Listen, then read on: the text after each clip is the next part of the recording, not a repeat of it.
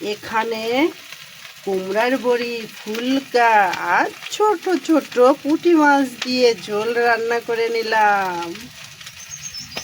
মাছে লবণ, হলুদ, মরিচের গুঁড়ো মাখিয়ে নিয়েছি। এখানে আমার ভাতটাও হয়ে গিয়েছে। এখানে আমি তেল গরম করতে দিয়ে দিয়েছি, মাছটা দিব চুলাতে। তা এখন মাছটা চুলাতে দিয়ে দিই।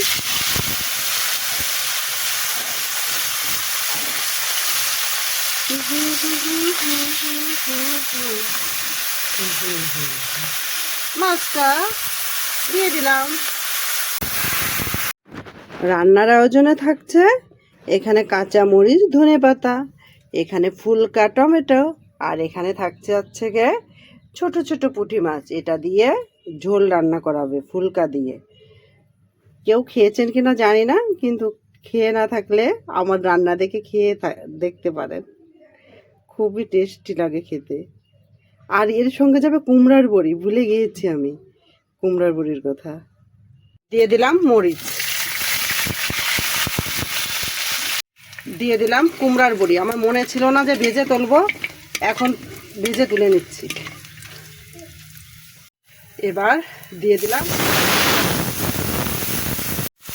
পরিমাণ মতো জল দিয়ে দিলাম। কুমড়ার বড়িটা ভেজে তুলে রাখেছি, এই যে জলের ভিতর দিয়ে রেখেছি। জল দেওয়ার পর যখন এরকম টকবক করে ফুটে উঠেছিল, তখন আমি একটু হলুদ দিয়েছি, একটু মরিচের গুঁড়া দিয়েছি, আর এখানে একটু লবণ দিয়ে দিলাম। এবার কেটে রাখা এই ফুলকা টমেটো দিয়ে দেব।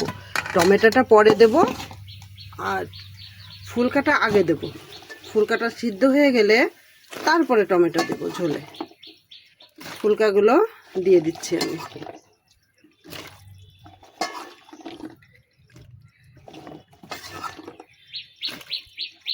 খেতে কিন্তু খুব সুন্দর লাগে, মানে আমার কাছে সুন্দর লাগে।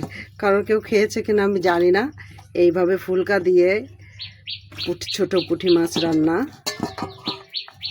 ফুলকাগুলো দিয়ে দিলাম,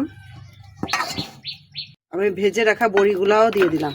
ওই একটা মাটিতে পড়ে গেল বসে। এবার ঢেকে দেব।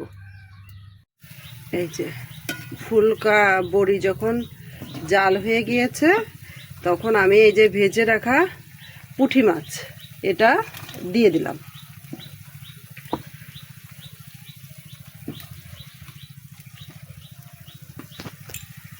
এটা যখন পুঁটি মাছ যখন দিয়ে দিলাম, এবার দিব গিয়ে টমেটো।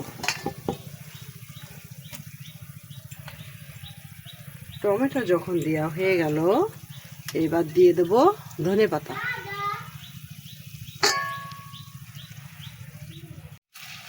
এখানে কুমড়ার বড়ি, ফুলকা আর ছোট ছোট পুঁটি মাছ দিয়ে ঝোল রান্না করে নিলাম।